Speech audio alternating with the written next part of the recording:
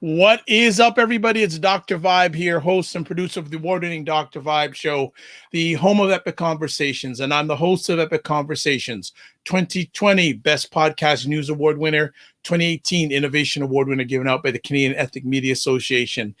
And I also host the only online show in the world for dads and fathers that is sponsored by Dove Men Care. It's also co-sponsored by Dad Central, Canada's national fatherhood organization. And in collaboration with both those organizations, I've been able to reach out directly or indirectly to over 75,000 fathers around the world this year. And I'm humbled by that opportunity. Also, I am the board chair for the Global Food and Drink Initiative, a multimedia not-for-profit that showcases Blacks in the diaspora that are doing their thing in food, drink, and travel. And as always, I'd like to say you're blessed, highly favored, a magnet for miracles, and a solution for someone's problem, and Blackalicious. And tonight, September 20th, it is another Canadian election, and we have some of the smartest people that I know. We're going to be keeping up with what's going on in the election. Now, we do know that the large majority of the polls either just have closed in the in Ontario and in Quebec region, and in the East they have closed. So we're keeping a track of what's going on. We'll be on at least for an hour, maybe hour and a half, to see where the flow goes, or we may stay on until we hear some sort of prediction of majority, minority, etc. So let me get the smart people, the smarter people who are smarter than me on the line. First up, always like to do women first. First up, we have Dr. Elle Jones from the lovely place of Nova Scotia. So she can give us a take on what's going on in Scotia. What's going on, Elle? How are you doing? You've had a long day. I know. I'm extremely tired, as you can probably see. But, now we're waiting to see these results, which we may not know until Wednesday, apparently. So we'll see what happens. Yeah, we may not know anything till Wednesday because, again, mailed-in votes, et cetera. So we'll see what we can get out of tonight. Let's put it that way. We may need to do a part 2 later on in the week because we may not, just maybe the aftermath. So let's go next to Nicole Waldron, a longtime friend who is here with her smiles as always. Nicole, how you doing? I'm good. I'm chilling. I'm trying not to be too tired. I'm exhausted, but I'm trying.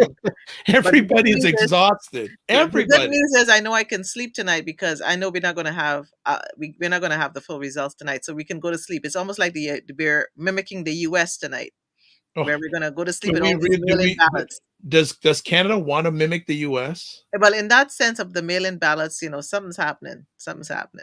All right. Well, thanks for taking the time. I was able to get you on a last minute notice, so I appreciate that. Next up, Cesar Nadima Musa, who dropped the bomb yesterday with his comment about the current prime minister being a drama queen, or drama king, because he was a drama teacher as a teacher. So Cesar, how are you doing? I'm good, thank you. I'm good, and hello, sisters. Hello, brothers. No, basically, to me, this is a fascinating night. And I will talk about it maybe later, but we will get to see whether Justin Trudeau's gamble of elections during a pandemic will make him out to become a political genius, aka even if he's just reelected. But even if he's just reelected with a minority, the PPC is digging a hole in the Conservative Party that might be a bonus for the Liberal for the next 2 or 3 elections. Or will he be remembered in history books as, like I said yesterday, a failed drama teacher who tried a bit too hard his last act? Because if he fails, bye-bye. So, but at the end of the day, we're all here for one thing. Will Black Lives even matter? Have Black lives even matter during these elections? We all know how they failed at addressing systemic racism. All right. And back again, Louis Marsh from the Zero Gun Violence Movement from Toronto. Louis, how you doing? Feeling good, excited. Anxious to see how the Canadian public responds to the gamblers' play. And there's a circus of clowns, but at the same time, sometimes you wonder who are the real clowns, right? Yeah, I'm curious because there's some money on the table for the Black community for capacity building, and I'm anxious to see how this unfolds because I want to make sure that money still flows. Okay, well, good. Let's ask each of you, how did you spend your day today? Oh my gosh. I mean, I can't even begin. Wait. Everyone see who wants to start? Like, but you know what? I had a good busy day. You can tell most people are back from vacation, and so lots of meetings. I think you're my last meeting. My last meeting before you ended at like 6:30. So, and when you called and said, I mean, who can say no to Dr. Vibe when he calls and say, come in the house. We need to have a conversation. And for me, I've had meetings today on housing, co-op housing, and mental health. So, well, here I am. Now we're going to see how people are voting. Okay.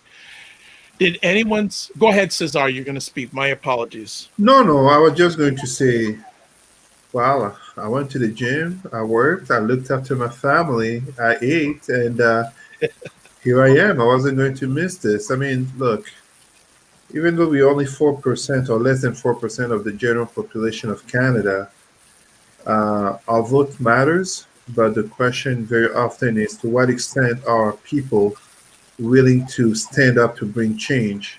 Whether you're 4%, 40%, or 0.4%, you can make change. And it doesn't take an election, to change that. It just takes our communities and our individual people to come together and to be strong. That's all it is. Yeah, my day was about the Mother's Peace Walk that we have planned for this week in Toronto. Between me and you, I'm calling it the 100,000. We need to get 100 mothers out that have been impacted by gun violence. We had another weekend here where we have 3 fatalities, a youth worker. Like, it's just blatant brazenness right now. Who can outbat each other and who's paying the price? But at the same time, while this is going on, there's mothers, there's fathers, there's communities, there's families that are crying 24/7 from their loss and pain, but the mothers are their voice is seldom heard. So for us, this peace walk that we're going to do on Saturday, we're just going to make sure that all the right pieces are in place, and that's what I've been working on today, and we'll be working until the end of the week to make sure it works out the way it's designed. So, and just a little bit of a promo. Louis is going to be on my Morning Vibe show on this Friday morning, talking about the Peace Walk. So if you're watching the Dr. Vibe show on YouTube or Facebook on Friday morning, 9 a.m. Eastern time, he'll be talking about that. So subscribe to the YouTube channel or the Facebook channel. Hearing from all of you, other than Elle, it doesn't seem like the election was even, did it even cross your mind today? I tried not to let it cross my mind today. I voted in the advanced election because I know today would be really hard. But it has no choice but to cross your mind because it's such an important election that can just shift the trajectory of the country. So it has to cross your mind, but at the same time, we just have to wait it out because we have no control over what's going to happen today. It's too close to call, and it's a matter of patience and what can I say? Al, I see you shaking your head like, yeah. No, I'm just like, yeah. I mean, I wouldn't say other than me. I think other than voting today, and then I just came from another show. There's so many, like politics is also the lived experience. So, I mean, when I'm like, I can't even talk, I mean, just so many different crises have been hitting me in the last month, particularly the last week. And, that's why I'm just exhausted right now because you're still dealing with those things. They don't stop. Like people's daily lived lives don't go, as Lewis is saying, people are still, getting shot and having to deal with that. And sometimes that's also the break between how we live out and experience politics on the ground and then the performance of politics by those in it.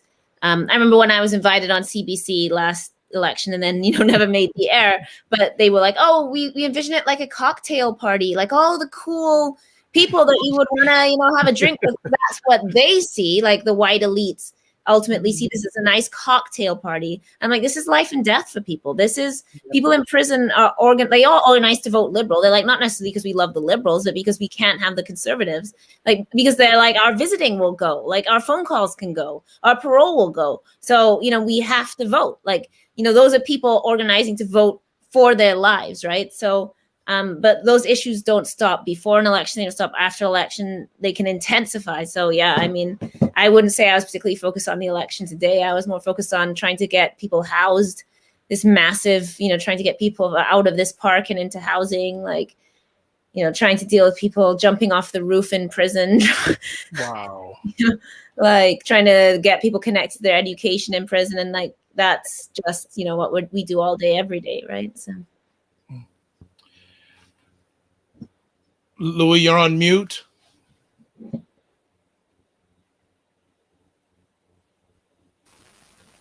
Yeah, there's a reality on the streets. There's a reality in our families, in our communities, with no pause button for an election. We still have to do the 24/7. We still have to deal with the day-to-day realities, the challenges, and the disappointments. And we still have to survive.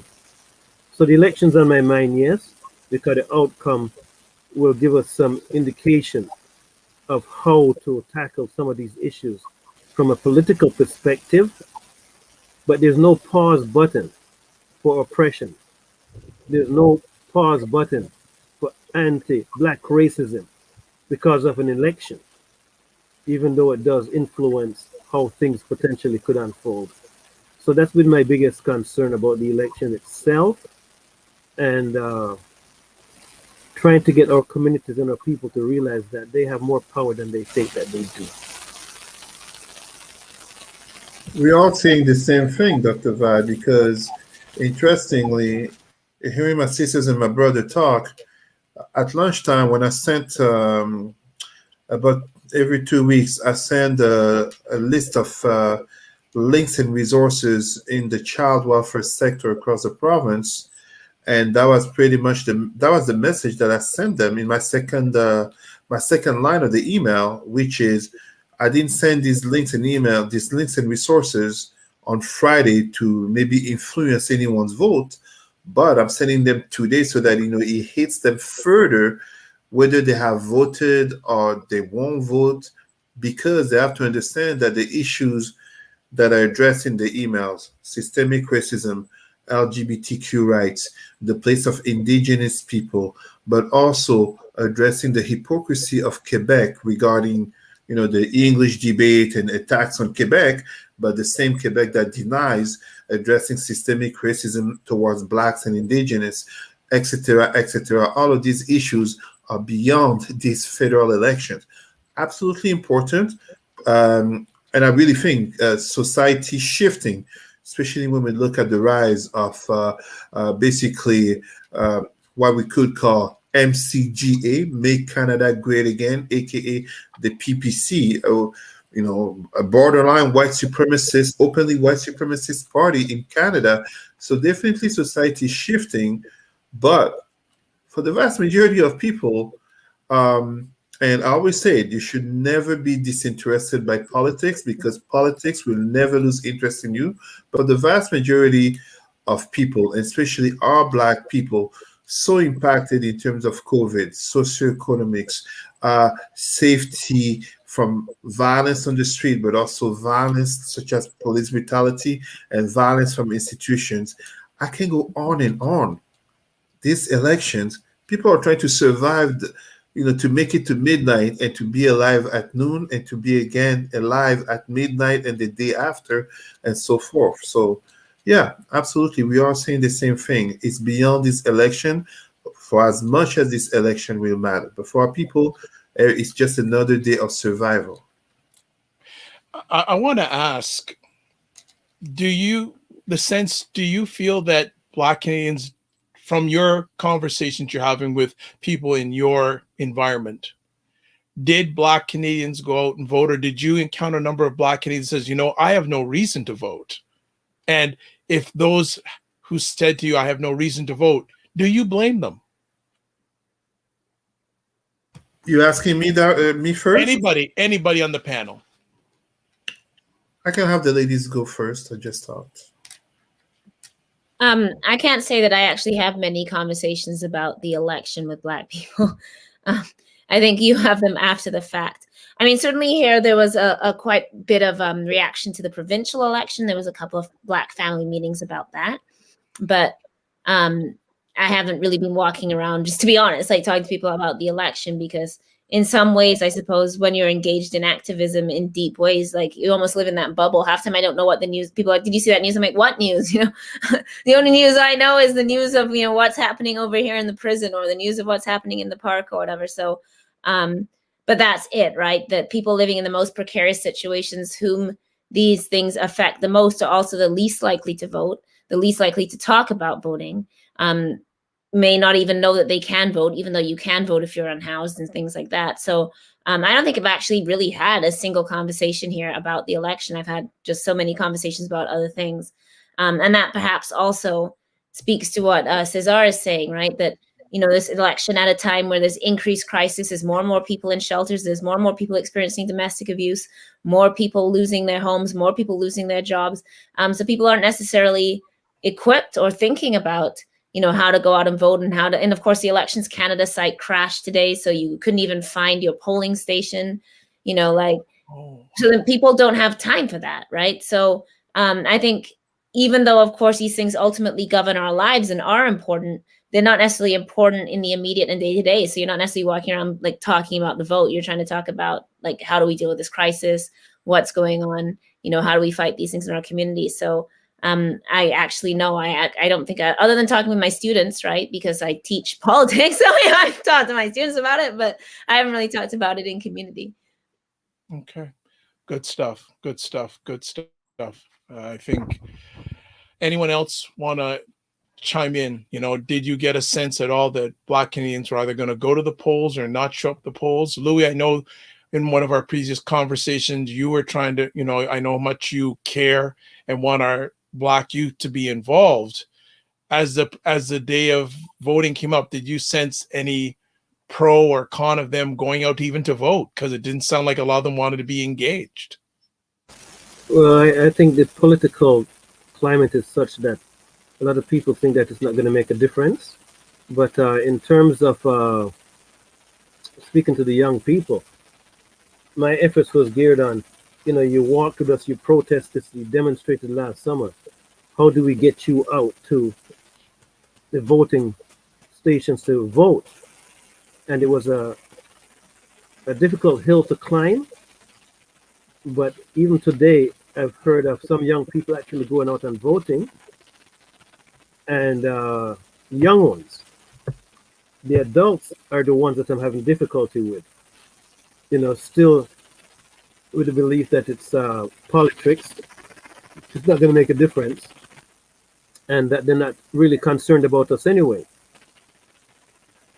So it's a constant battle, letting them know that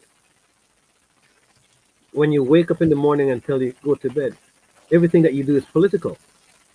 And these people that are making decisions on your behalf that affect your life and your children's life and your family's life and your community life, we can't give them a blank check.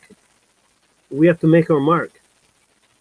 And some people have responded and some people have not. And I just like to comment on the fact that some of our people just don't have the time to go and stand up in the line for 2 hours to go and vote. That's their reality. That's their reality. They don't have time in their schedule to go standing up in line and waiting to go and vote. So they find other things that are more important to do. So there's many battles in this war, and some people have responded, I'm going to take it on, and some people have said, I'd rather go into another battlefield and deal with other stuff. But I know that there's been more discussions in our community about the elections, especially with the monies that have been put on the table to for community development and capacity building. And how do we ensure those monies are still around after the elections? So a lot of people are concerned about that, and that might have been the driver to get them out to vote. But there's a reality for a lot of our people in our community that have more important, they say more important things to do. Our focus is on the young people, not only to vote, but to get involved in the process. One person said just a while ago to me that she did go out and vote, but she didn't complete her research. So they're realizing that there's a relationship here. You have to understand what's going on and make your mark where you want. So things are changing. There's an awareness, but there's a reality that we have to deal with. And as I said at my opening comments, we have more power than we think, and it's about time to start activating it. We as a community. Okay, I'm going to parking lot. Go ahead, Nicole. I just want to add to the question that you were asking, and I think it depends on what circle that you are in the community. And I happen to sit in different parts of it. And for my circle, the conversation is on voting and getting out there and vote. And a lot of people in my circle went out early and did the advance voting. But I also recognize that a lot of them took advantage of the mail-in ballots. The fact with COVID, the fact of thinking of lining up, and also the challenge of the reduced polling stations in many areas, which in a sense has created more of a voter suppression in some ways. That's one of the things that has happened with COVID. Like I look at my riding, we have a 58% decrease in polls that people can go to voting, and with the site crashing today, that has exacerbated the problem. And yet, the conversation around those of us like, the co-op housing movement, we have been really pushing and equipping our people with the tools to vote and giving them information, not telling them who to vote for, but speaking to the issue and educating people on, if you have an issue, listen to what the politicians are saying or not saying. So yes, some people aren't thinking about it, but I think more so than ever, because of some of the investments made in some places and lack of investments in other places, there has been a lot of conversations in it, and it depends on the advocacy rooms that you're sitting in. Because sometimes when you're on the street, of course, they have no thought about voting. But even visiting one of the hospitals on the mental health ward, they were making sure that even they knew how to vote. So it really depends on who's having the conversation, and the fact of they recognize that it is important that we have a voice, and that we are not suppressed in our voting. And I know people like, the Jamaican Canadian Association, people like Daniel Dowdy, and we have a lot of people in our community that are out, especially on the Ontario side, making sure that or encouraging our people to go out and our community to go out and vote. and let their voice be heard, because if you don't vote, you don't really have a voice. Okay. So just reading some of the comments here in real time. Ryan is saying lineup is crazy in Vaughan, LOL. Hello, Joan. Pierre, as always. Christopher Lawrence has an interesting question. What can we do to curve the thinking of us to have us vote more?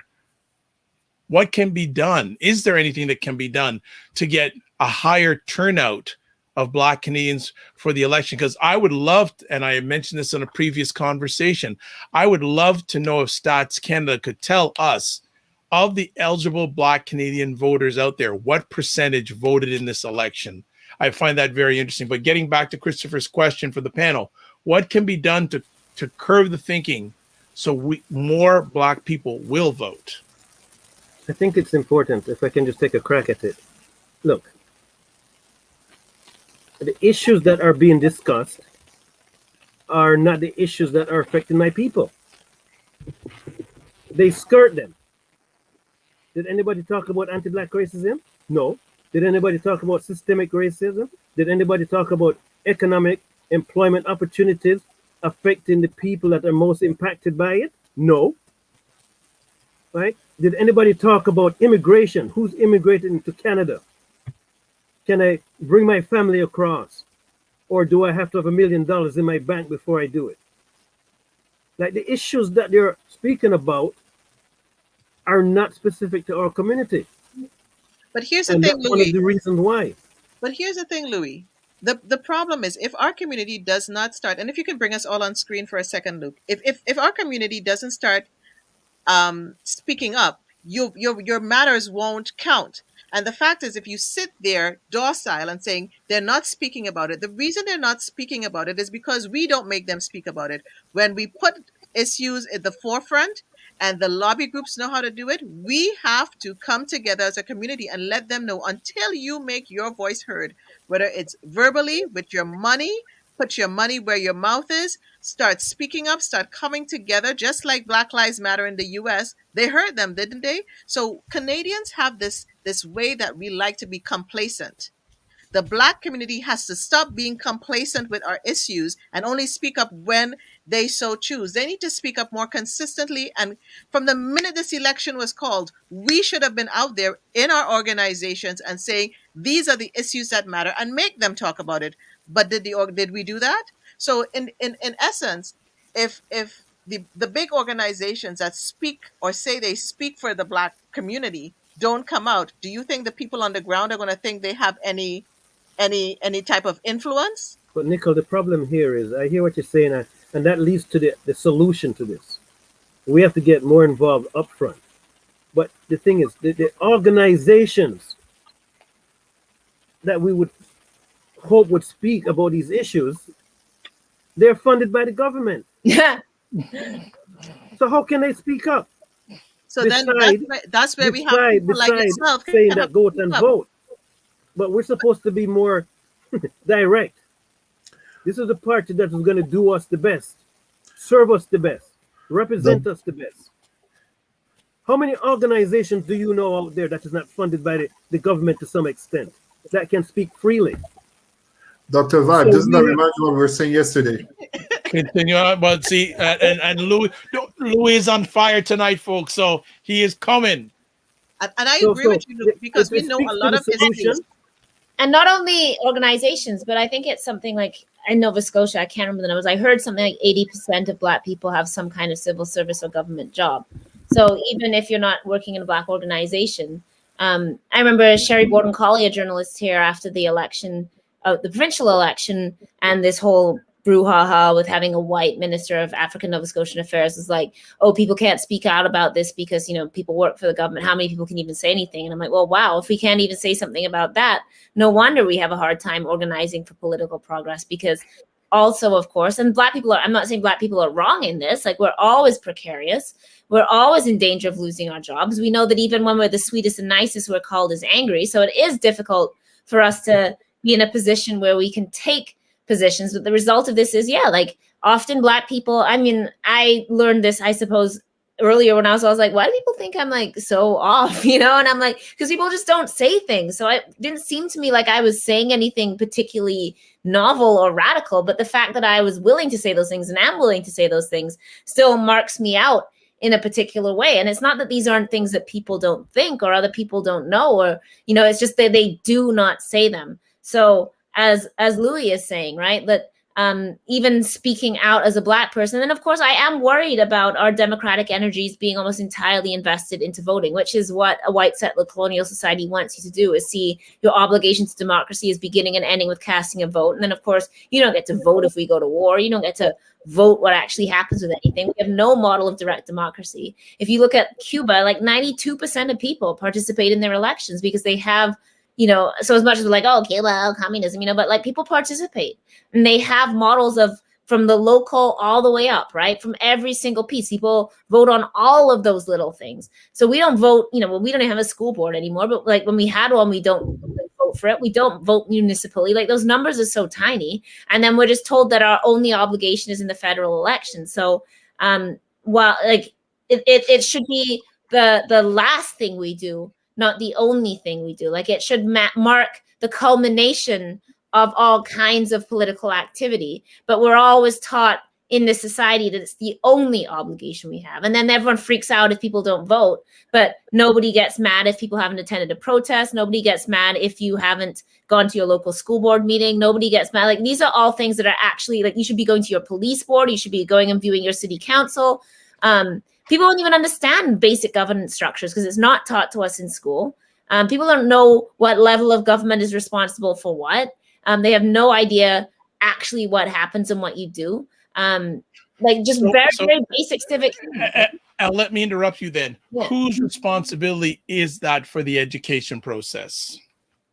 I mean, school. I mean, we know this, that our schools don't really teach you. They teach you citizenship as in like show up on time, dress code, and like become a good, you know, worker for the, you know, we're here to become good workers, cannon fodder, and citizens in particular ways in school.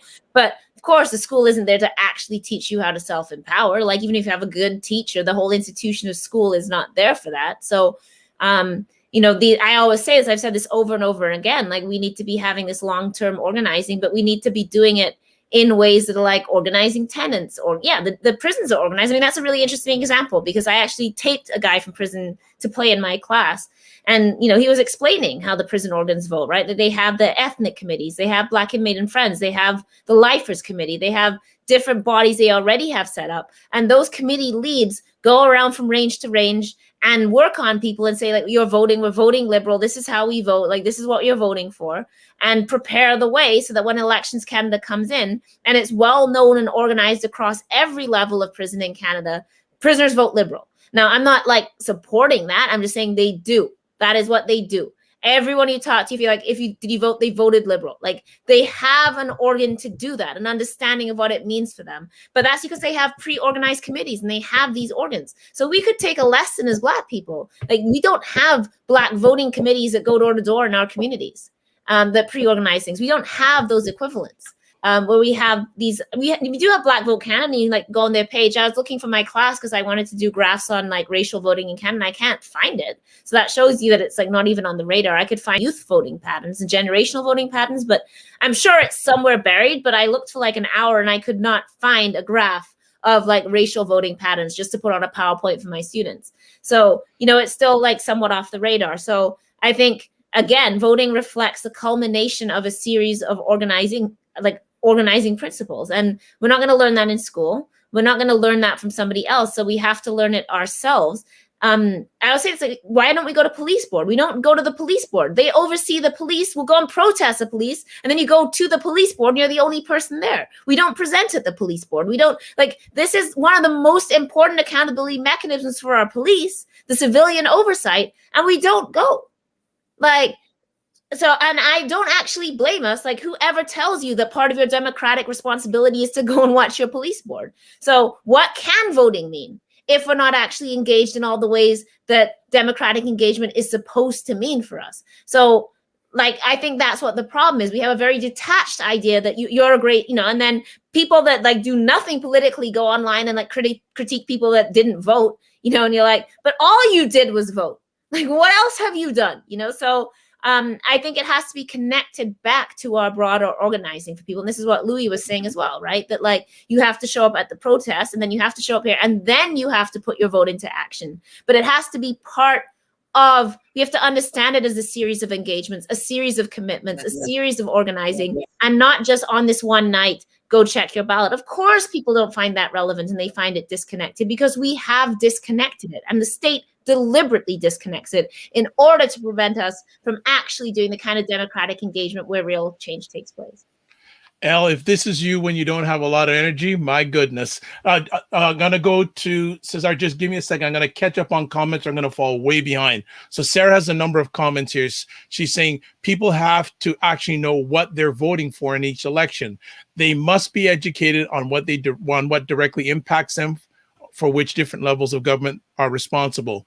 Federal immigration, federal law enforcement, border control, federal penitentiaries, OAS, CBP, EI, and other programs affecting our income, CBC, Canada, arts, etc. Federal, international development and trade programs that affect our countries of origin in Africa and the Caribbean. So I'll just leave it there because another question from the audience has come up. So let's go to Cesar. Thank you, Dr. Vibe.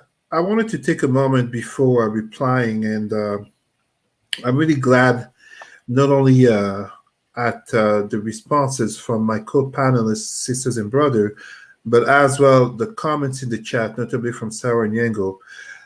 One of the things that I've always said, I've been saying it for years, I teach it, I present it in conferences, in trainings, I talk about it all the time, I say it. The three cancers of the Black psyche: entertainment, consumerism, and religion. It preoccupies the minds of our people in a way that makes them detached to civic duties, in a sense where the powerlessness and victimization becomes such a focus that they think they have no power to change their fate, notably on a political level. When it comes to politics, there's a simple rule that says you are free not to care about politics, but don't get it twisted. Politics will care about you. Care, aka will take advantage of you, will decide of your fate if you don't get involved. Now, it may sound contradictory because I don't deny it. I am apolitical, but apolitical in meaning that the development of Black communities, from the individuals, notably our children in the school, to our adults, is what will bring the change. There's a comment I was inquiring from Christopher Lawrence. Do you think first we should focus on getting sound economically and then politically? It goes together, left hand and right hand. That's how you get the respect. Yesterday on the show, I gave the example of the Sikh community, from the Sikh driver that you see in his truck on the highway to the representation of Sikh politicians in the Ontario Parliament, just as in the federal government with the Minister of Defense. That's how a community get involved. At the same time, I remember, I think it was last year, March 2020, a school that called on to me because they had a particular problem. What was that problem? A high school where the vast majority of Black parents did not show up for academic duties, but they were always there when it was a matter of culture / entertainment. It's problematic. It's problematic because our children see this, our teenagers see this. Our teenager and our young adults become detached. And when they become adults, they become so fearful, kind of as Elle was saying, in terms of, okay, you're supposed to vote because it's the federal elections, but you don't have a sense of civic understanding of everything that is involved in terms of voting. Did you attend your children, parents, teachers meetings? Did you get involved before even the protest? Did you even get involved on the school board council? Did you go listen? Did you go pay attention? Do you even have these conversations with your family? Are your children growing up in an environment where they are becoming aware of their rights and duties, or they are growing up in an environment where they know the TV shows and they can name so many Black celebrities in sports and in entertainment? It's highly problematic. And when I say it's highly problematic, I'm going to put it, and I'm going to end here. I remember a conference that I gave in a high school, and I asked a question. There was majority, it was pretty equal, 1/3 black, 1/3 Arab, 1/3 white. I asked the question. None of the black kids knew the MPs, and they did not even know who was the richest black person in the world. It's two Lebanese boys. They knew who Aliko Dangote, the richest black person in the world, is, and they knew who were the black MPs in Ottawa. That is embarrassing. It's even more embarrassing because they laughed at the black kids. The problem is not the black kids per se. The problem is the environment from which these black kids come from, because just before that question, when I asked to name 5 rich and famous black people, they could give 100 in a minute, but they couldn't answer 2 simple questions.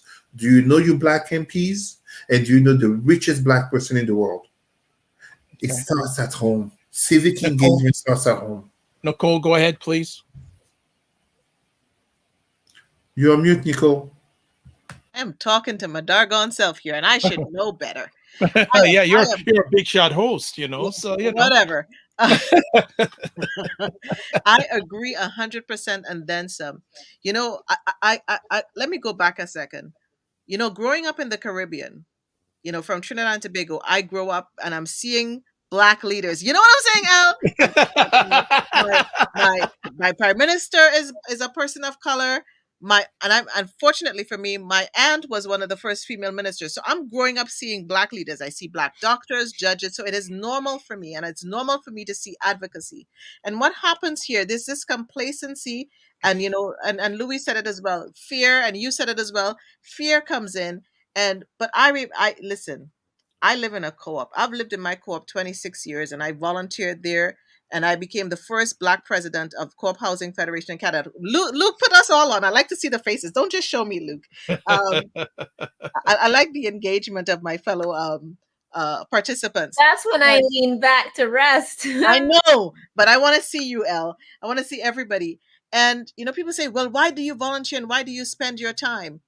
And, people say, that's all you do. But it's that volunteer, that civic engagement that has gotten me knowing the issues and being a participant and making a difference. Because if I don't do that, if I didn't sit on the student council, Neil McNeil's high school would have been amalgamated and thrown out the door. And I didn't have a voice for my son. If I didn't sit in my co-op, there wouldn't be other black leaders. And I'm not, tooting my horn here, but, it was the old boys club, right? So they don't think that they have the opportunity. If our community doesn't continue to be active in civic engagement, not just the silos. We need to bring others alongside us, and those who criticize us and say, well, why are you volunteering and why are you giving your time, and it needs to be about the money. No, our people are dying for lack of your speaking. Voices need to be heard. You need to show our young people that their voice matters. This is why, when I say victory speaks, victory does speak. And when you are silent, there is no victory. So until our community becomes more active, Louis is doing his piece. Everybody, but we are just so many people, and eventually we get burnt out and we get tired. You hear the same voices all the time. You have people, the shoulders we've stood on, like Dr. Jean Augustine, and we have. How many black senators do we have now? I worked in the Senate, and I was the only black EA in 50 whatever years. Come on, people. How many black senators do we have now? Because people don't want to be involved, or they're afraid of being criticized, or you're afraid of losing your job. What society do you want your children and your great-grandchildren to grow up in? And unless you get civically engaged, when it's time to vote, people don't care, because you know what? You haven't been active and you've been too afraid. And if we let fear continue to rule us like we're back in the day, we're no longer enslaved people. So stop acting like you're enslaved. You have a freedom to speak, a freedom to move. You see, you riled me up, my brother. You riled me up. Good. Well, I have not heard from Louis in a bit. So Louis, need to hear from you. I'm going to leave in about 15 minutes because it is an hour ahead, and I have to teach 1 million times tomorrow. And you can see. Well, you know what? If you want, you actually, Al, if you want, you can leave now with final comments, because I was just going to say very briefly, because the returns of Atlantic are coming back more and more. Could be a bad sign. Conservatives have gained here. I mean, it's too early to tell. The advanced ballots obviously aren't in. Mail-in, like all of that stuff is not in yet. But the Conservatives have gained seats. Some Liberal incumbents are out. In 2015, of course, Atlantic Canada went pure red. There was nothing else. And they lost 3 seats in 2019. It looks like they've lost a couple of more seats. So that can be an early harbinger of Conservative doom. But of course, we don't know anything till we get to Toronto. Notably out is Lenore Zan, a Liberal candidate for Truro, who introduced the environmental racism bill. When she was an MLA here, she kind of got shut down in legislature because she tried to recite my Black Power poem, and she was drumming her fist in the air, being like, Black Power! And they're like, you need to sit down now. So she is now out of office, which is probably disappointing. She's not Black, of course, but she has been an ally to the Black community, works very closely with Dr. Lynn Jones, of course, our earth-shaking elder. So that's one return already that's, I suppose, quite disappointing, and also may show something. Of course, the Greens are totally wiped off the map. They had gained that seat in Fredericton with Jenica Atwin, who ended up crossing the floor to the Liberal Party, ironically over Palestine. So, leaving because of Anna May Paul's attitude towards Palestine, but going to the Liberals who share the exact same attitude on Palestine. So that was, made not too much principled sense. And the Greens have lost total foothold, as is the NDP, who only had 1 seat. So that's what the returns are looking like here. But of course, as usual, you don't know anything till you hit Ontario. And because the lines along in Ontario, who knows when, you'll actually be getting a full picture in the GTA. So that's just my Atlantic update. And as you've been seeing me looking down, you're trying to stay on the on your phones. That's why I'm always looking down when you're seeing. I'm trying to stay caught up. But that's my Atlantic Canada update. I don't really have anything else. I am going to go from you beautiful people, because I have been doing politics all day and I need to be coherent tomorrow. So, no problem. But bye, y'all. It's always nice to be with Black People Dr. Vibe. It is nice to have a space where Black people are talking all kinds of politics. I was just on another thing very briefly saying that, they never call upon us to talk about foreign policy or attitude towards war. We're only in the media when it's blackface or something that's a Black issue, which is going to jail. Like those are the issues. Oh, Black people go to jail and then, we shoot each other and we are poor. And then they never think to ask us, what do you think of our foreign policy? Or should we be on the Security Council or whatever it is? We are never seen as having a voice. So it's so important, this space as well as a political building space, that we are speaking as Black people about Black issues, but we are also speaking more broadly. And one of the limitations on Black politics in Canada, I think, is in particular, and this is what you're saying about Trinidad, where you see Black people argue politics on the street all day, every day. You don't have to be educated or elite or professional. People have an opinion. They're just totally talking about it. Whereas we are confined to an idea that we are only to talk about politics in certain ways. We are only ever on the news in those ways. We are never there. When I do CBC, I'm only ever called in its race. They'll never just be like, hey, what do you think about the prison system in China? I know about that. Ask me that. You'll never ask me that. So because we have a limited voice, then we also have a limited engagement. So it's really important to have this space. I wish I could stay longer, but you were fine. Dr. L. Jones, get some rest for the morning. I have a feeling I'm going to be asking you to come back on later on in the week. No problem. Have a good night, everybody. Bye. All right. That's great. So got a little bit of update in the East. So just to some other comments here that I'm going to go back up to. Sarah saying civics education should happen at home, in church, in community associations, everywhere. Sarah, Ryan is saying, watching the PPC party event and barely anyone is wearing a mask. Sarah says, yes, Nicole, volunteering in the wider community is an excellent way to soak oneself in the issues on the ground. Nicole says there's about 1.2 million votes in the mail-in. Looks like the PPC has nibbled at some of that conservative support. So Sarah's giving us real-time updates. And Sarah, if you want to come on, I did send you a link to come on, but so it is your choice if you want to. So getting back, there's a question here actually from Sarah saying, actually, no, let me stop. Louis, haven't heard from you in a bit. Talk to us. Yeah. Another missing piece here is we have to be running for office. Our people have to see us running for office. Yep. we're reluctant to do it. I'm reluctant to do it, right?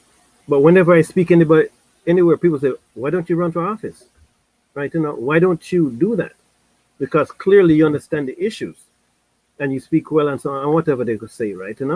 But we have to see running for office as a priority to represent our best interests. Other communities are doing it, and we're not. However, what I did see this year, we need the funds. Here's the thing: to run for office, we need to galvanize around each other and bring the financial backing, because running for office isn't cheap. Because we look at Leslie Lewis, how much money she, like it was a lot. And so running for office, I agree, we need to run for office, but we need to come together and bring some money and go to the fundraisers and bring the dollars in, because you can't do it if you don't have the dollars. And it takes time to build that capacity. Yeah. Mm-hmm. But what I am seeing there's a lot more people looking like me and you running for office, and it's part of the process. And then in terms of the economics and so on, I think that's critically important. But we have to see ourselves. But then when we get into office, we have to really act. We can't be afraid to be black. Okay, so this is where the disconnects are. Like, somebody knocked on my door and says, "Can I count on your vote?" Representative, I said, "You haven't even told me anything that you're doing for me. So why are you asking me?" Like, the political process is, the integrity of it is being eroded, because it's left in these hands of these people, these political morons that think they can take the public for granted. We got a problem. But they are, and they have been. Well, and they have. So we have to stop that.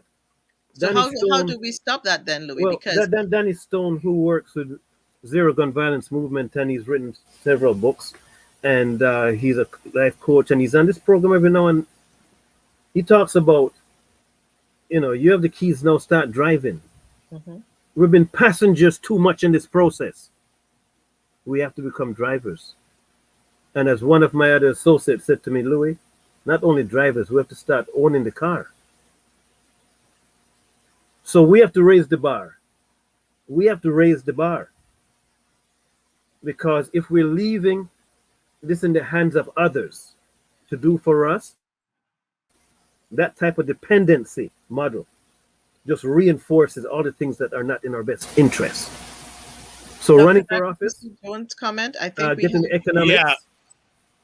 So these are some of the things that we need to change. So one of the great members of the Black Canadian community, Joan Pierre, saying they have called the Liberal win, waiting to see if they will make a majority, but it will be a Liberal government.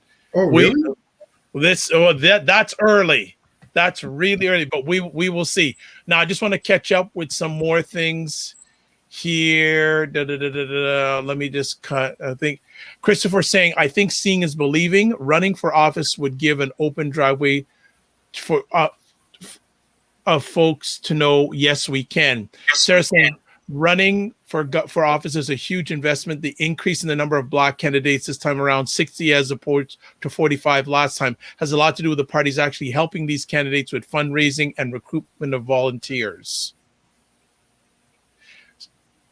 I'll be honest. I have been asked a few times in the past to run. I want no part of it. Because politics is a vicious game. And I see too much that you're not allowed to speak your mind. Of course. Especially if you dare to say, if you dare to really be Black, to be unapologetically Black. To what extent can you really run for parties in the Western world that, and I mean, including Democrats and Republicans in the South, or parties in the UK and in France? At the end of the day, as part of integration, you become that Black candidate or that Black elected person serving the larger goal of the party. You are not truthfully standing up for your community solely. You can't. It doesn't work like that.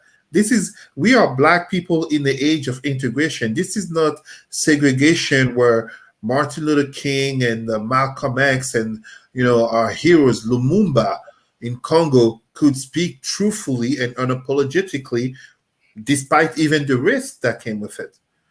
But at the same time, when we're saying that, because I agree with what Brother Louis is saying in terms of having Black people running for office, but at the same time, do we have a Black community that truthfully and honestly is mobilized, is involved? And I'm not saying this as taking another jab at the community or just criticizing the community, but at the end of the day, it is not for the government or the help that can come from white allies to mobilize the Black community. We don't, these conversations, the Jewish community, the Chinese community, the Sikh community, they don't have them. They don't have them. They mobilize.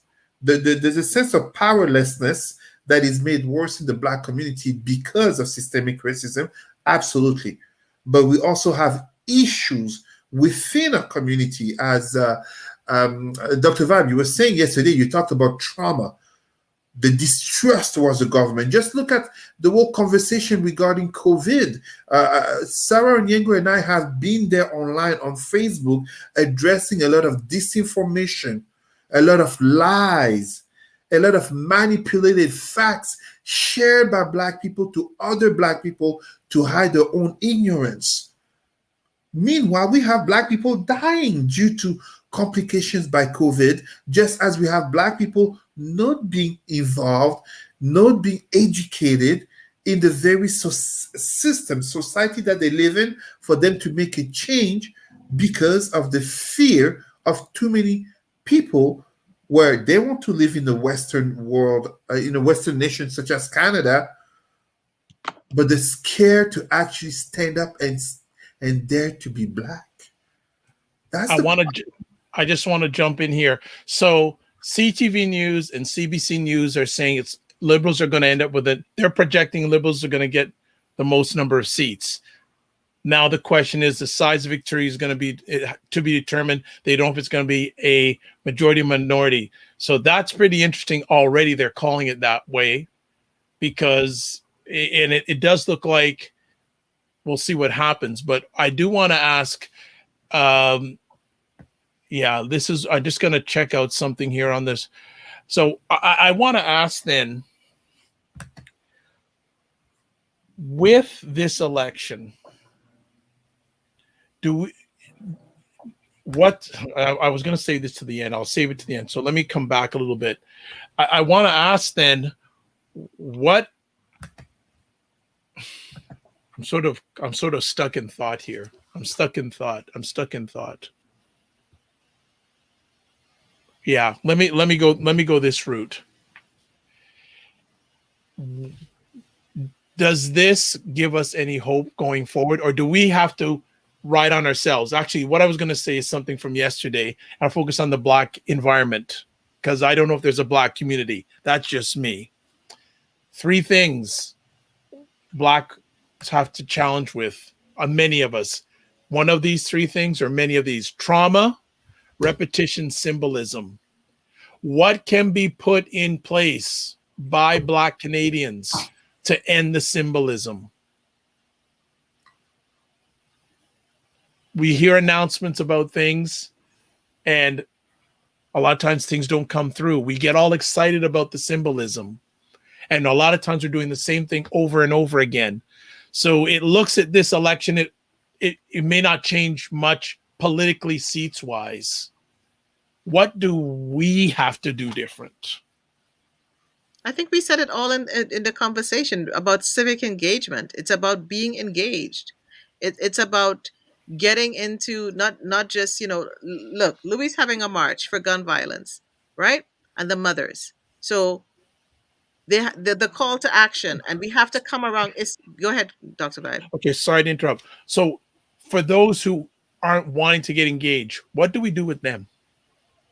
There's different ways you can get engaged, because you don't always have to go on the front lines and march, right? You can have the conversations at home.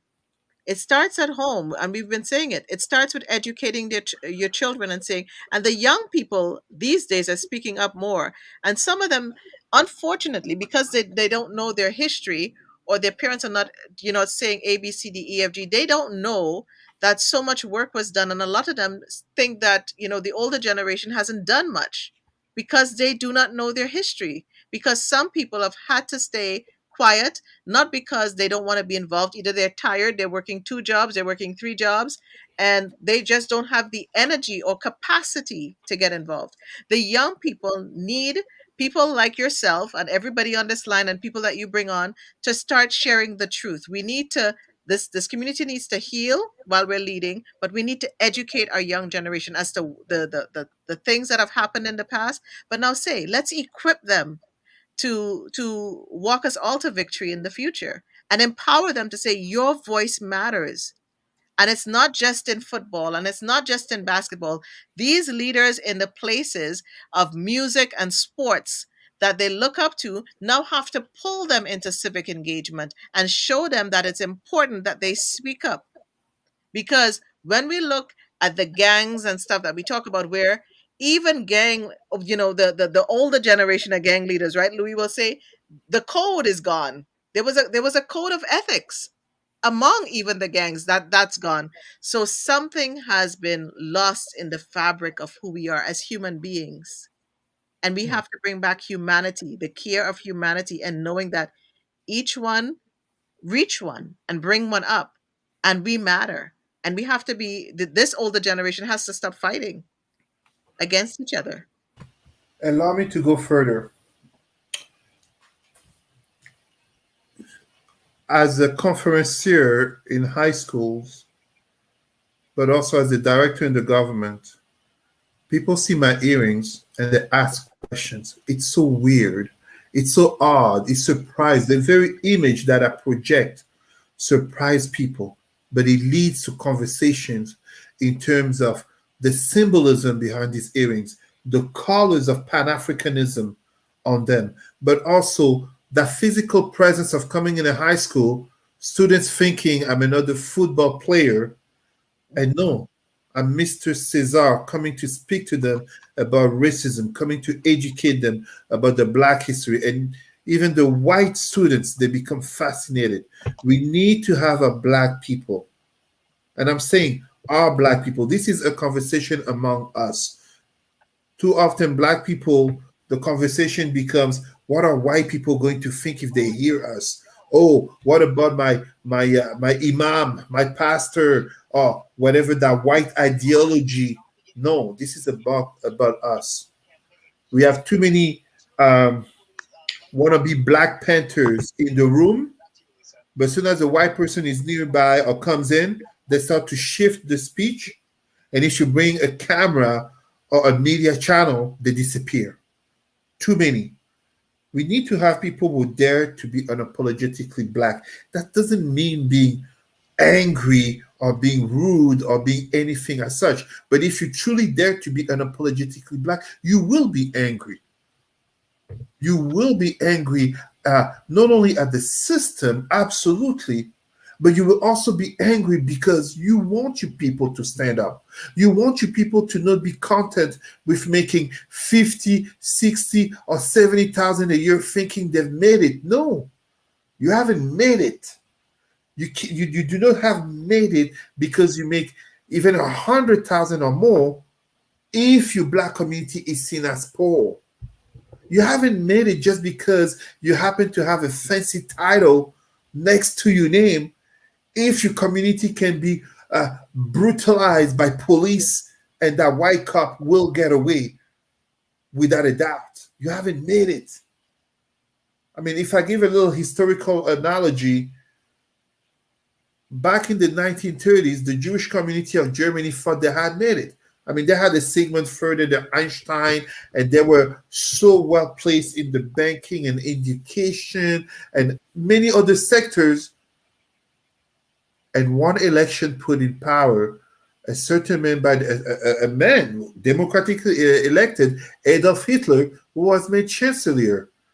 And he started to change the laws. And we know what happened during World War II, and the 6 million Jews who got killed.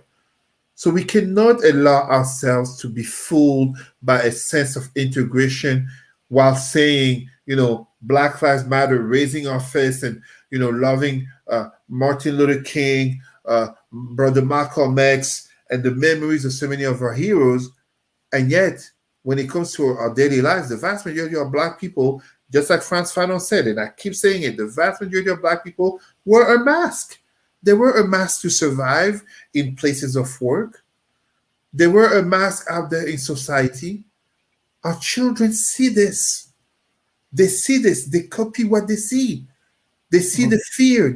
It takes into them. So when we have periods such as this, society shift, an election, we have such mobilization. We have someone like Maxime Bernier and the PPC, all the support that he's gaining from Western Canada that don't like Quebec, Western Canada that's more often anti-Francophone, but Maxime Bernier, the PPC, make Canada great again.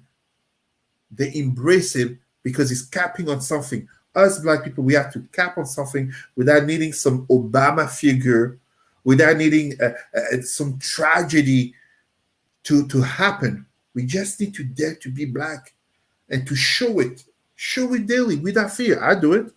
I know you all do it. I do it daily. Okay. Good stuff. Good stuff. So taking a look right now, looking at it, I'm seeing Liberals elected and leading 144, Conservatives 118, Bloc Québécois 28, NDP 26, Green 2, PPC 0. So right now, if things stay the way they are, it's looking like the same. It's going to be basically the same. The Liberals will have a minority government. They'll need the NDP to side with them in order to form a minority government. I think that, okay, let's take it this way. What are you as Black Canadians? I know some people may not be able to answer this. What are your thoughts of Prime Minister Trudeau tonight? Louis, go ahead.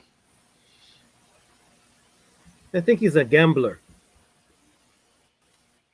I'm not sure who he has around him so advising him. But if he thought that this was the opportunity to strike with the expectation of getting a majority, the cards didn't play out the way he thought or he was advised would. He's got to be careful moving forward. He might have to bring in some other advisors that will give him a real understanding of the landscape. He's made some commitments to our community, and we're going to hold him accountable because his reign as leader of the Liberal Party, this election shows that a lot more work needs to be done to gain the confidence of the Canadian public and the trust of the Canadian public. So as a leader, when people ask me who they should vote for, I carefully tell them, who would you invite into your house, around your dining table, with your children to have a discussion about your concerns and issues? Which one of them would you? And then vote for that party. Right? Think about it. That cuts through all the BS. We're talking about confidence, somebody that will listen, and somebody that you trust will act on your behalf. Right? And that's how I answered some of the people. So Trudeau himself has to realize that he was not able to gain the majority that he was seeking, and that he might have to work harder to restore the confidence of the Canadian public, and in particular our community, to ensure that he delivers on what he said he would do. Anyone else want to add? I've got another conversation piece. Nicole, do you want to go ahead or do you want me to go ahead? Well, I'm going to sound very different than my brother Louis here. So now that there's a projection of what Liberal win, I'm gonna say it straight up. The man is a genius. I like him. Oh yeah, blackface. He did that absolutely, and I will. Like I said, when I gave the whatever the main speech at the whatever Black Lives Matter protest last year in Ottawa, I don't forgive him for blackface, and I definitely am not interested in the putting a knee down and all that stuff. No, we need concrete policies and procedures. But regarding this election, sure, he failed at getting a majority government, but no, he's a genius. That's good. He's going to be well remembered in history books because he has created so much anger from so many people and the growth of a movement like the PPC that they're going to be a thorn on the Conservative Party. Now we have to see how many seats the Conservative could have won if we take all those PPC, all the people who voted for PPC, how it could have changed the map for the Conservatives. So, I mean, for the next, I see it as the next, or even the next 2 or 3 elections, that PPC anger is going to grow and keep being a thorn on the Conservative Party. And I see Sister Sarah Nyango wrote, Maxime Bernier lost for a second time straight. That's beautiful. That's basically beautiful. This is, in Canada, we succeeded what the Americans failed to do, basically, not giving a chance to when I say white supremacists, openly white supremacists to come in the house of democracy. No, I don't have a problem with Trudeau. I think, he's more likable than many of the others. That's obviously a personal opinion. But, I mean, Justin Trudeau in 2010 actually was part of the celebration of my ethnicity, Sawa people. So that's why this is a Sawa identity hat. In 2010 in Montreal, and we adorned him with traditional clothing and gave him an education on our culture. I don't have a problem with him. He at least recognized systemic racism, pledged funds. I mean, many people will say it. At least he shows, or he seems to show, that he does care. I have a more positive bias towards him than I have towards Erin O'Toole, who doesn't recognize systemic racism. Forget the white supremacist Maxime Bernier. And in terms of Jagmeet Singh, lots of sympathy, but he will not be in power. And regarding Annamie Paul, like I asked yesterday, what was the Jewish support for Sister Annamie Paul, who basically always puts first and foremost her identity as being Jewish before being black? So no, I don't have a problem. And of course, don't even talk about the Bloc Québécois. We know what they are. As a black person, total dislike. But no, in terms of Justin Trudeau, no, good for him. His gamble paid off. Unfortunately, how much did his election cost? I heard $600 million. $600 million. $600 million in the case of a pandemic and an economic recession. That's quite a gamble, and it's sad. It's sad. I mean, I smile and I laugh, but when you think about everything that can be done with $600 million, but this is what politics is. Rule number 1, get in power. Rule number 2, stay in power. I got a few questions here. We have discussed over the last little bit about, this is what we need to do, what Black Canadians need to do. But how much can be done without money? Because this is just me. I feel we live more in a capitalistic society than a democracy. Well, capitalism and democracy go hand in hand. Yeah, but you don't need money to educate your family, or to go to the meeting, or to go support Brother Louis for his march. There's a lot of things that people can do without money because they don't need money to keep watching the entertainment shows. It's in that sense that I mean. I'm not talking about money in terms of running for elections. I'm talking in terms of if you want to get involved. Yeah, engagement. If you really want, you don't need money. And yes, black people, we work hard. The stereotype, the prejudices of claiming we're lazy is a complete lie. A lot of black people work 2 or 3 jobs, absolutely. But guess what? You don't need money to go to your parent-teachers meeting.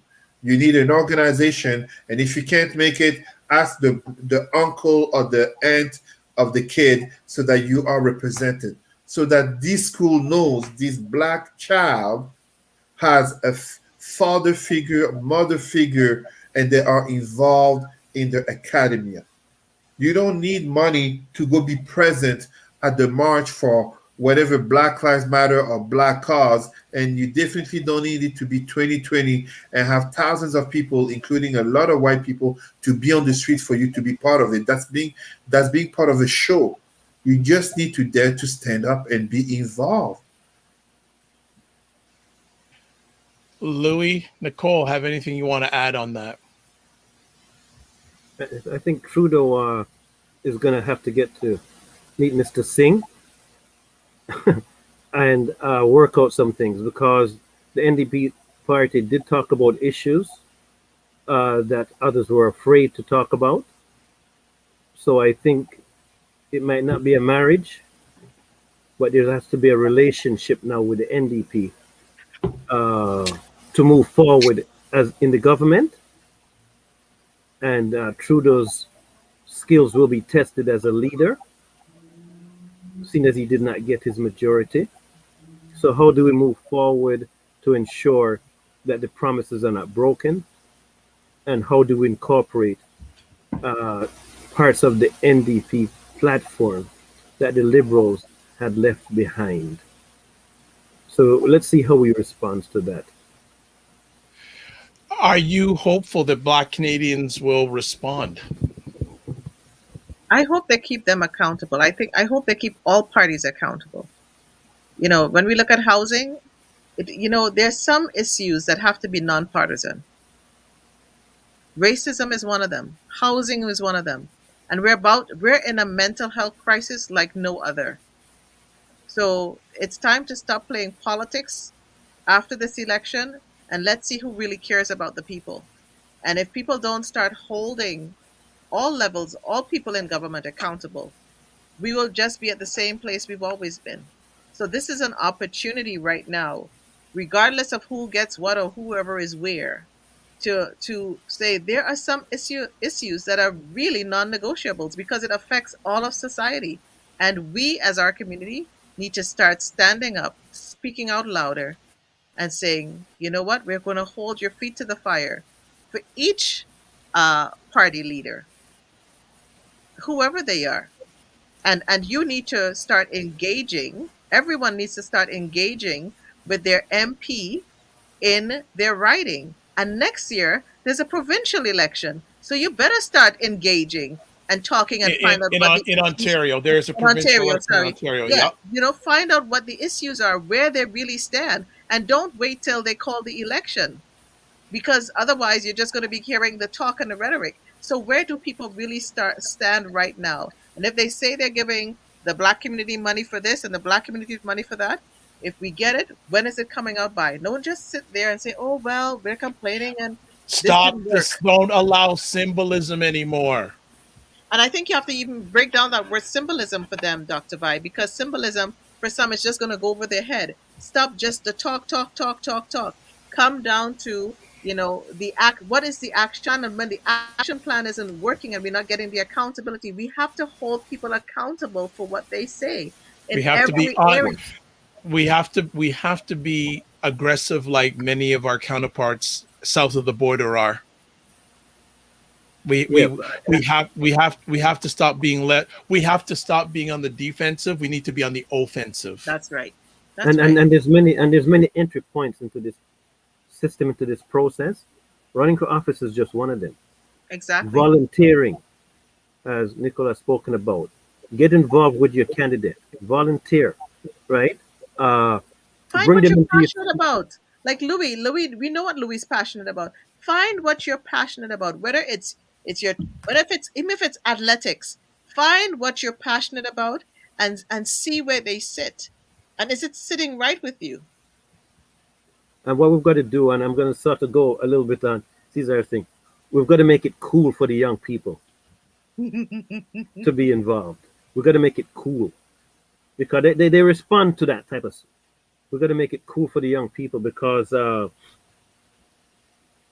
You should have seen the response and the reaction to the protest last summer in the city of Toronto. The landscape started changing. People were in fear, right? Policy, funding, things came out of it. And this is just the tip of the iceberg in terms of what the community can accomplish in an organized manner. But again, let's go back. We're going to make it cool to be political again with our young And people. Louis, you just said something there.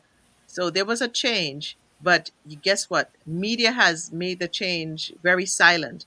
We have to say the change happened because people have forgotten change happened, right? So now everybody, it happened, but now there's no noise. There's But no conversation about it, look on defunding the police. right? The police were scared, and now they've tried to be more open to community and changing the culture itself. That didn't happen by chance. It happened as a result of the advocacy that took Absolutely. place, right? And we can do this. As I said, we have the power, and we have to understand that we're the ones that bring it to life, or we let it die with us. So we're gonna have to start wrapping it up. We're looking for some final comments from each one of them, each one of you. One of the things I will say, we do everything in Celsius now, but there was a time something called Fahrenheit. So water, I'll do the Celsius because people will understand that. Water does not boil at 99 degrees Celsius. It boils at 100 degrees Celsius. So I think right now it's time to take the temperature to 100% on a consistent basis. The activism has the next election starts when this one's done. When this one is declared a winner, that's when it's what happens in between elections at all levels that makes the difference. Don't wait for the election to be called because by then it's already too late. So I will let closing comments from each one of you. Nicole, love you to go first. You want me to go first, eh? And also give your contact information. You know, I just want to encourage anyone listening to be engaged in whatever it is, whether you do it at the school level, you do it in your community centers, whether you do it at home with your children. Just start getting engaged, and accountability matters. We need to hold people accountable, whether you're into housing, mental health, anti-black racism, homelessness, the prison system, whatever it is. Find the organizations that are doing the work, get involved, ask how you can help. Not everybody has to, come out and be a public speaker. There are different ways that you can help. And when those of us in our community with credibility are running for office, find out how you can help them, because running for elections takes a lot of legwork, it takes a lot of money, and we need to stop expecting just a small group of people to do all the work for everybody. We are a huge community, and we need to start, as we heal while we're leading, we need to now just come out and find ways to support one another. And I thank you, Dr. Vi, for allowing me to be part of this conversation. And in conversations like this, because of what I do in my advocacy work, I'm not just about the party. I'm about all parties, holding all parties accountable. I don't care who you are. You just gotta need to get the work done. I'm Nicole Waldron, Victory Speaks, the Victory Speaks podcast and the Victory Speaks show. I normally do it Mondays and Wednesdays, 8 p.m. and took the last month off and this month off due to family emergency. But we'll be back, God willing, strong in October, and we're going to have some great conversations because October is Mental Health Month, and find the things that you're passionate about. Right now, we're dealing with Sickle Cell Awareness Month in September, so please, please, please find out how you can help those with sickle cell, and it's also cancer awareness as well. breast cancer and ovarian cancer. So find whatever it is and make a difference. Every voice matters, and everyone has a story that they can share and make a difference. Wonderful. Thank you, Nicole. And I agree, every voice matters. Let's go to Louis. Yeah, first of all, I'd just like to thank Dr. Vibe for inviting me onto the program to speak about our issues from a Black person's perspective. I'm sick and tired of other people speaking on behalf of the Black community that don't even look like us. So to have this forum gives us an opportunity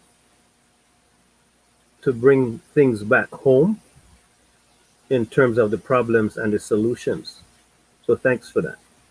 In terms of the election, I'm happy. I am happy because the Liberals and the NDP have to work together moving forward. The Liberals have put some monies on the table. We have to make sure that it's not only allocated, but it's allocated properly to really advantage our community. So it's accountability, but it's also the community has to take responsibility about how we spend that money in terms of community capacity building. We can't be running off with the money. We can't be hiding the money. We have to make sure that every dollar that comes into our community is in the community's best interest. So it's not only the delivering the money, but it's the spending of the money to ensure that we all benefit from it. So the election, the gambler might have paid off to some extent.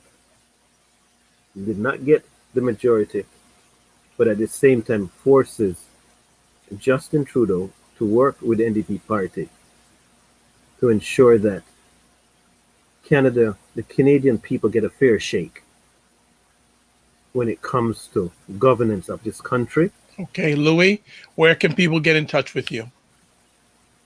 People can get in touch with me through social media on the Zero Gun Violence movement. And that's the best way to do it. In fact, I have two identities.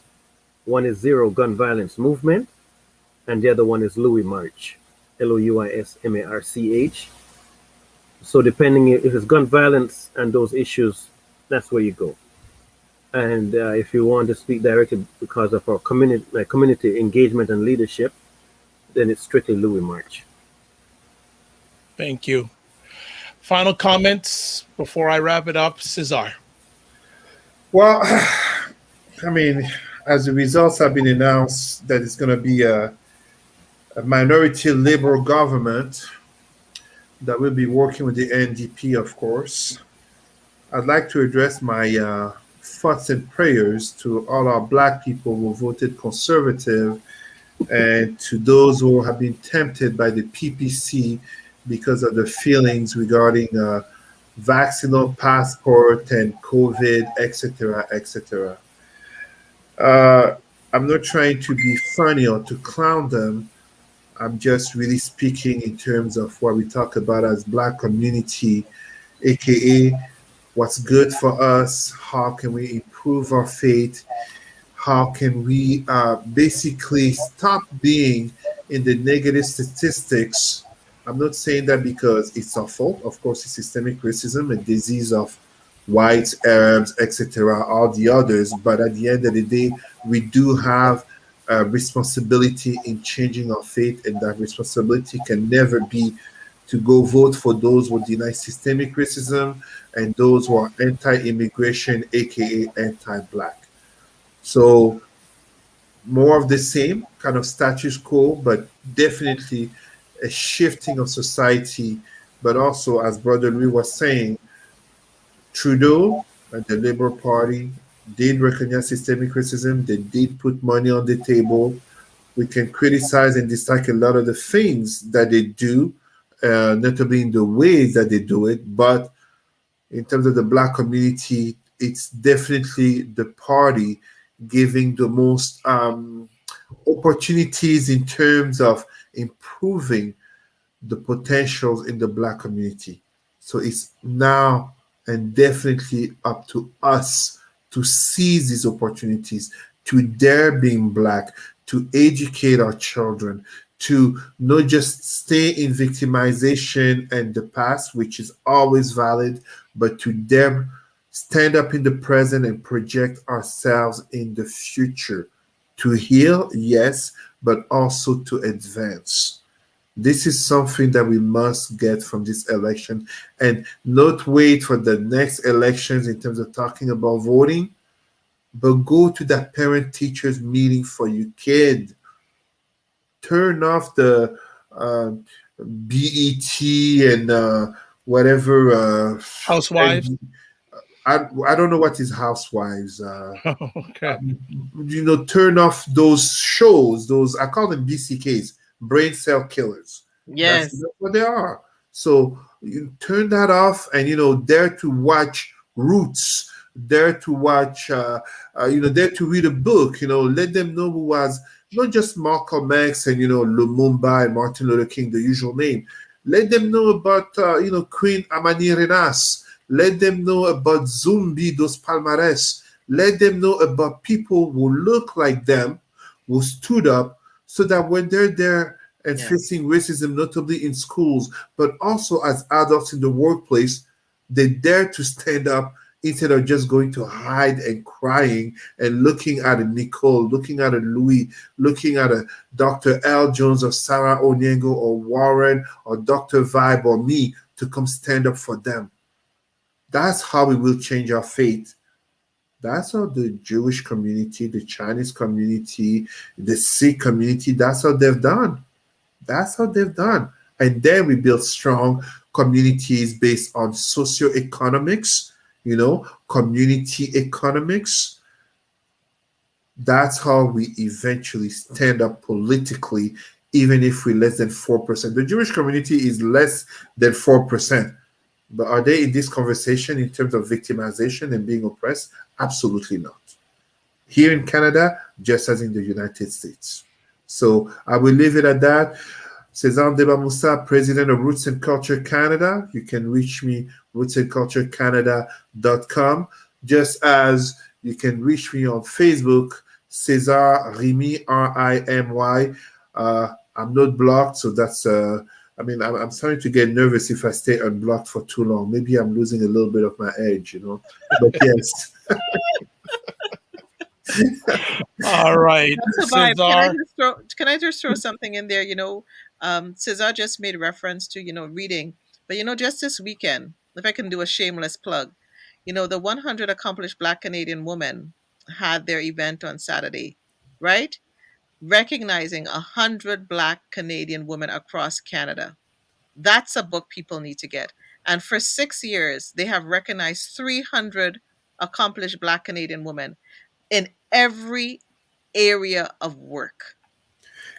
Nicole, allow me to give a shout out as you're saying that to our CEO, the CEO of Roots and Culture Canada, Ketia Peters. She is in the book.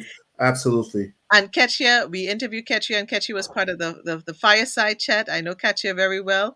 And this weekend was such a celebration. So go to 100women.ca and get the book and give it to everybody at Christmas and say, here. And we have no excuse to say we no longer have Black women, and I speak for Black women right now, that in any area that you cannot hire. And we now have BIPOC executive search that is finding the Black executives that people cannot say they cannot find a qualified Black person in Canada. No more excuses.